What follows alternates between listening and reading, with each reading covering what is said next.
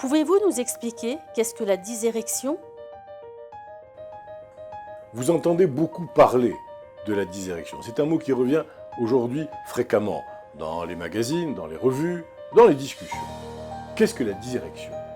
Eh bien, c'est l'incapacité, fréquente ou régulière, d'obtenir ou de maintenir une érection pénienne, du pénis, suffisante pour avoir des rapports sexuels.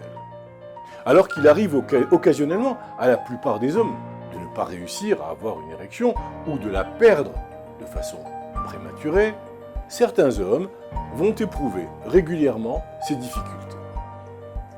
Il n'y a pas de statistiques précises sur le nombre d'hommes touchés, mais des médecins estiment qu'environ la moitié des hommes à partir de 40 ans, entre 40 et 70 ans, ont fréquemment de la difficulté à obtenir ou à maintenir une érection.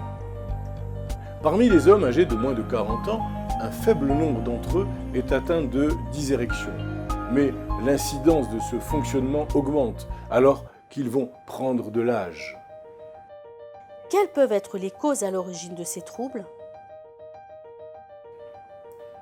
Les causes sont nombreuses. Une grande variété d'affections, de médicaments, de blessures et de troubles psychologiques peuvent entraîner une dysérection.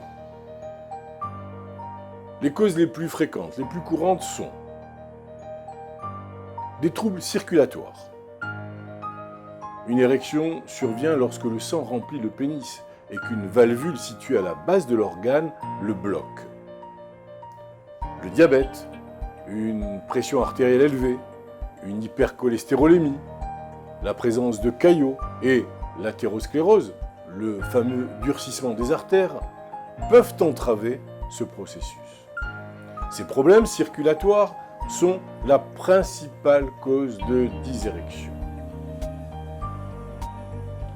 Une maladie, appelée la maladie de la péronie, peut aussi être une des causes.